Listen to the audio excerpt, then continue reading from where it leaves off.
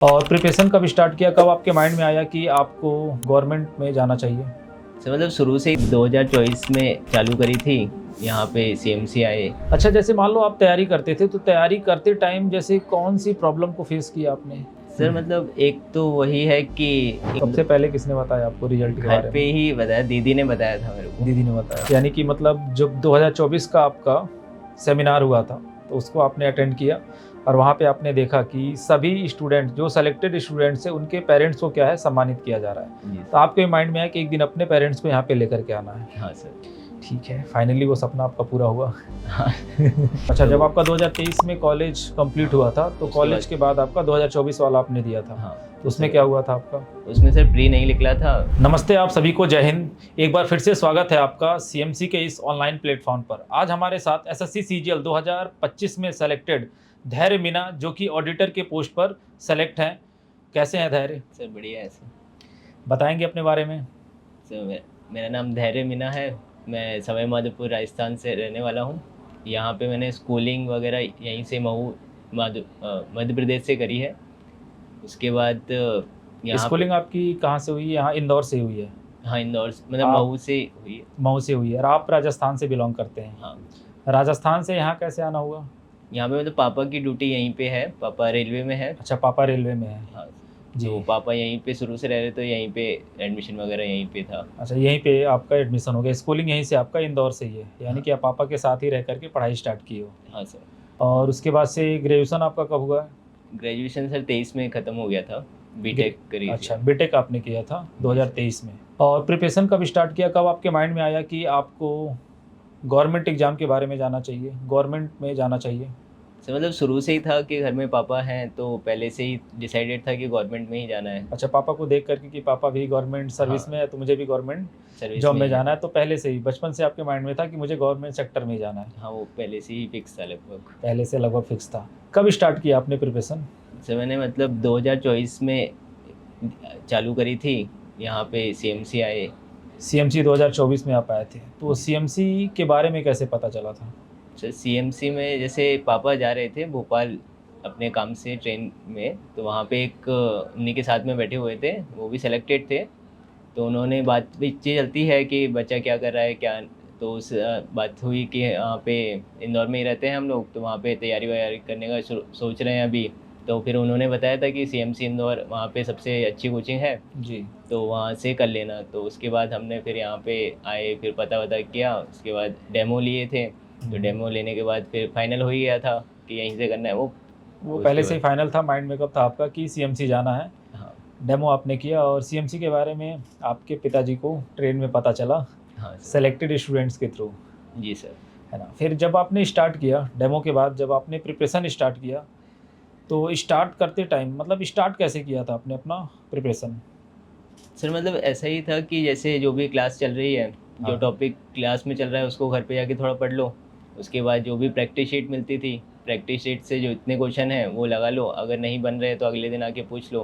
फिर उसके बाद हफ्ते में टेस्ट होता था, जी। तो फिर टेस्ट के हिसाब से उसमें नंबर का पता चल जाता है कितने कहाँ आ रहे हैं। तो उस इतना ही करते थे, मतलब ऐसे बहुत ज़्यादा भी नहीं पढ़ा, पर जैसे रोज़ का रोज़ करते गए बस। मतलब डेली जो पढ़ाया जा रहा था, डेली का डेली आप करते हुए चले जा रहे थे? हाँ सर। जैसे आपको डेली कोई टॉपिक पढ़ाया गया तो डेली उसकी सीट आपको प्रोवाइड की जाती है, उसके पीडीएफ आपको प्रोवाइड कराए जाते हैं, हाँ तो सर। डेली का जो वर्क है वो डेली आप कंटिन्यू करते हुए हाँ चले गए मतलब थे? कोचिंग मैंने मिस नहीं करी, मतलब जैसे शायद साल भर में 10 से ज़्यादा छुट्टियाँ नहीं होगी मेरी। बिल्कुल, मतलब आपने कोचिंग एक रेगुलर भी रहा दिन हूँ। मिस नहीं किया हाँ। है और लगभग यानी कि एक बार पूरा कोर्स आपने कंप्लीट कर लिया है। हाँ। कौन सा अटेम्प्ट था आपका ये? सर वैसे दूसरा था, पर कोचिंग मतलब पहली बार ही की थी। पहला मतलब कॉलेज के साथ दिया था। अच्छा, जब तो आपका 2023 में कॉलेज कंप्लीट हाँ हुआ था तो उसके कॉलेज बाद के बाद आपका 2024 वाला आपने दिया था, हाँ तो उसमें सर क्या हुआ था आपका? उसमें सर प्री नहीं निकला था वो, मतलब अच्छा। काफ़ी ऐसे ही गया था हाँ, वो, मतलब आपने एक तैयारी बार भी नहीं थी नॉर्मल, हाँ, कुछ। तैयारी नहीं थी आपकी, नॉर्मल पेपर कैसा होता है, पेपर दे करके देखते हैं, हाँ तो वो। आपका प्री नहीं हुआ था। उसके बाद आपने सीएमसी ज्वाइन किया था 2024 में जी सर। और पहले अटेम्प्ट में ही 2025 में आप ऑडिटर के पोस्ट पे सेलेक्ट हुए। जी सर।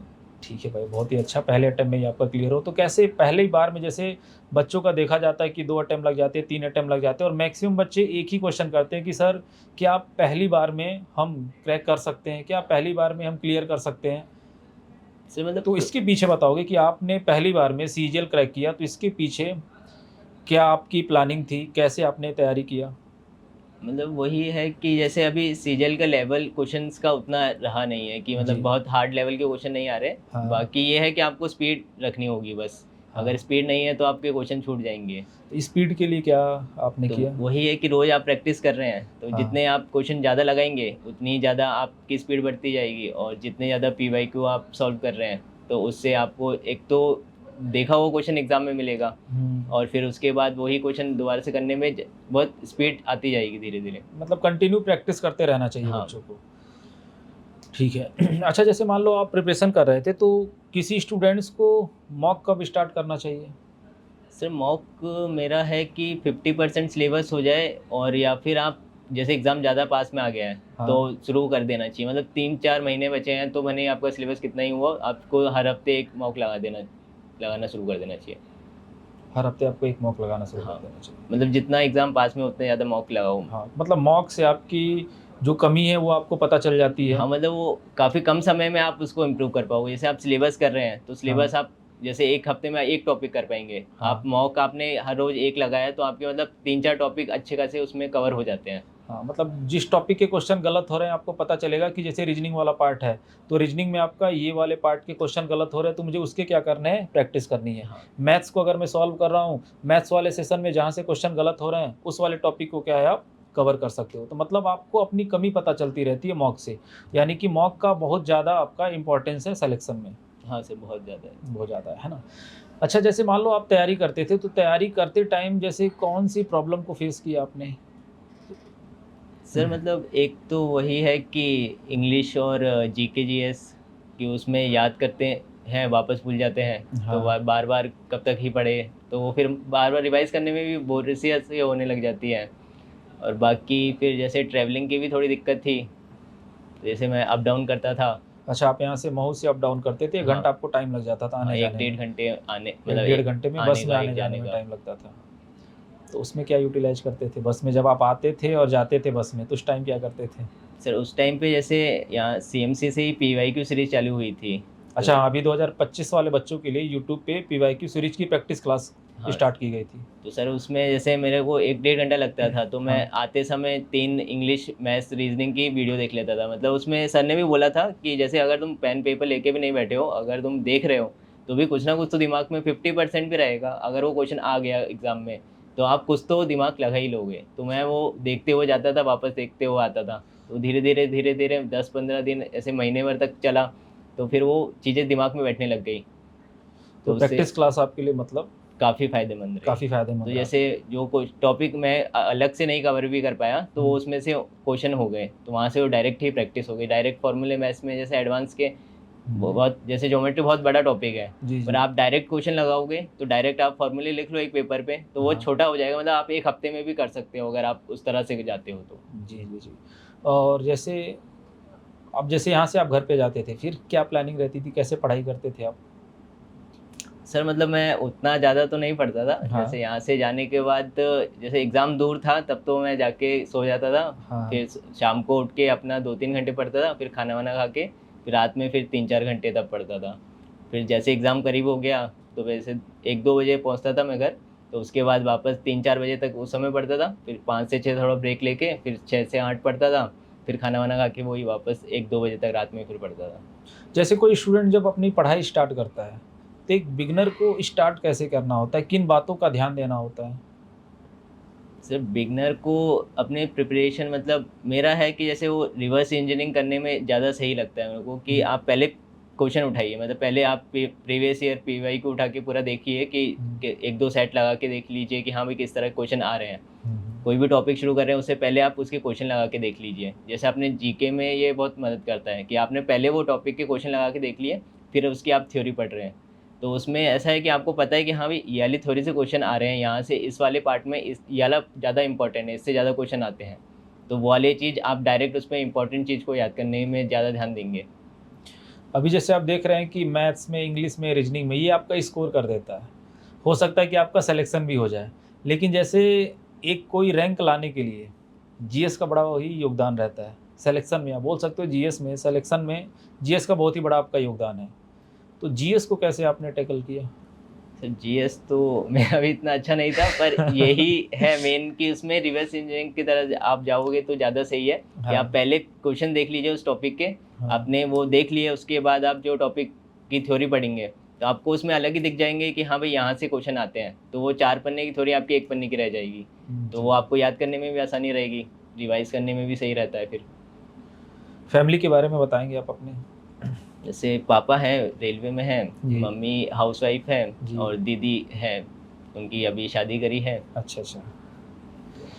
और जैसे तैयारी के दौरान कोई ऐसा मोटिवेशनल कि आपको आया हो कि कोई टर्निंग पॉइंट आपके लाइफ का, प्रिपरेशन के दौरान क्या टर्निंग पॉइंट रहा आपका?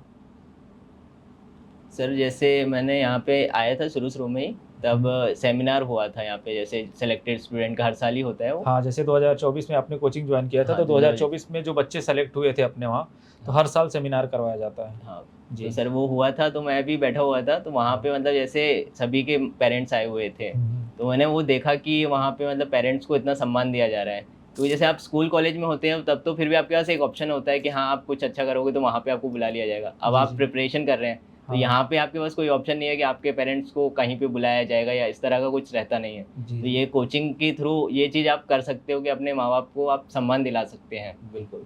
तो ये बहुत बड़ा मोटिवेशन था कि मेरे को मतलब ये कराना है कि अपने पेरेंट्स को लेके आना है सेमिनार में और वो और इज़्ज़त। सम्मान कराना है ना? जी। यानी कि मतलब जब 2024 का आपका सेमिनार हुआ था, तो उसको आपने अटेंड किया और वहाँ पे आपने देखा कि सभी स्टूडेंट जो सेलेक्टेड स्टूडेंट्स हैं, उनके पेरेंट्स को क्या है, सम्मानित किया जा रहा है। जी तो सर। आपके माइंड में आया कि एक दिन अपने पेरेंट्स को यहाँ पे लेकर के आना है। हाँ सर। ठीक है, फाइनली वो सपना आपका पूरा हुआ। हाँ। और फिर जैसे जब आपका सिलेक्शन हुआ, तो सबसे पहले किसने आपको बताया? जब आपका रिज़ल्ट आया, तो सबसे पहले किसने बताया आपको रिज़ल्ट के घर बारे पे में? ही बताया, दीदी ने बताया था मेरे को। दीदी ने बताया। तो हाँ, जब आपने देखा तो कैसा लगा? तब सर बहुत अच्छा लगा, मतलब अंदर से खुशी आई, बाकी हाँ, ऐसा था कि और मेहनत करनी है। और मेहनत करनी हाँ, है। और फिर पेरेंट्स को जब आपने बताया, तो पेरेंट्स का क्या रिएक्शन था? उनको भी सर वही है कि फादर को रिलीफ़ मिल जाता है, बेटा नौकरी लग जाता है तो। बिल्कुल, ये बहुत ही अच्छी बात है। जी सर। मम्मी वगैरह का? मम्मी तो खुश होती है, वो तो उनका तो शुरू से था कि नौकरी होनी चाहिए, और वो उनको पता चला तो मतलब उस दिन तो सभी खुश थे एकदम।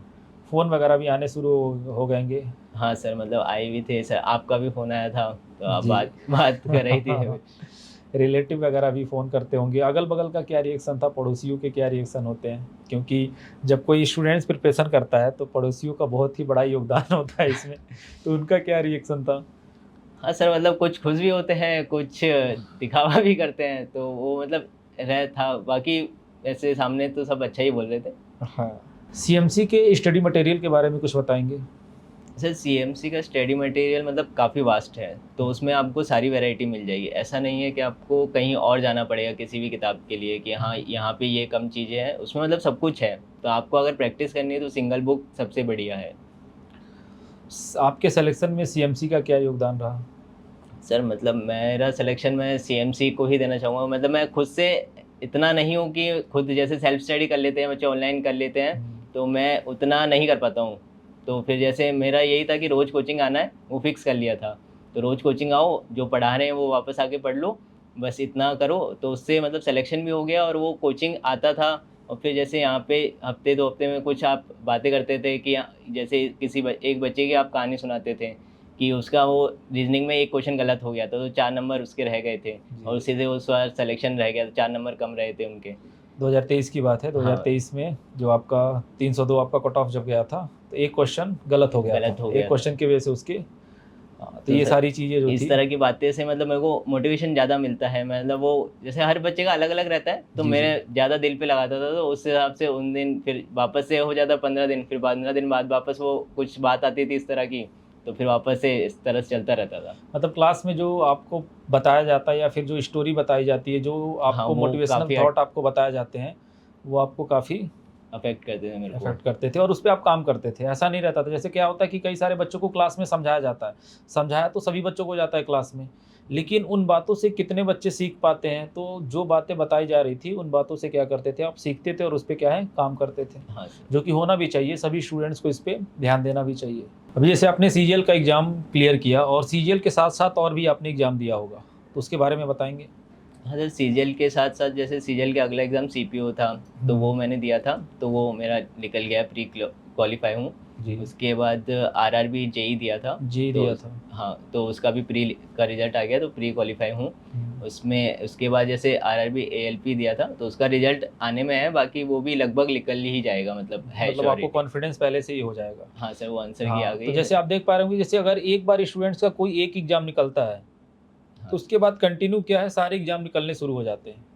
हाँ, मतलब सीजीएल के बाद अब तक जितने भी एग्ज़ाम दिए वो सभी निकल ही रहे हैं, हाँ, मतलब पॉजिटिव रिजल्ट हाँ, रहा है। सीजीएल एग्ज़ाम के बाद जितने भी आपके एग्ज़ाम हैं, वो सारे निकलते हुए जा रहे हैं। हाँ तो क्या ये बोल सकते हैं कि एसएससी का अगर आप बैच कंप्लीट करते हो, प्री प्लस मेंस का अगर आप कंप्लीट बैच करते हो, तो अदर से कुछ पढ़ने की ज़रूरत नहीं पड़ती है? चाहे वो रेलवे के एग्ज़ाम हो, चाहे किसी के लिए हो, बिल्कुल इनफ होता है आपका वो?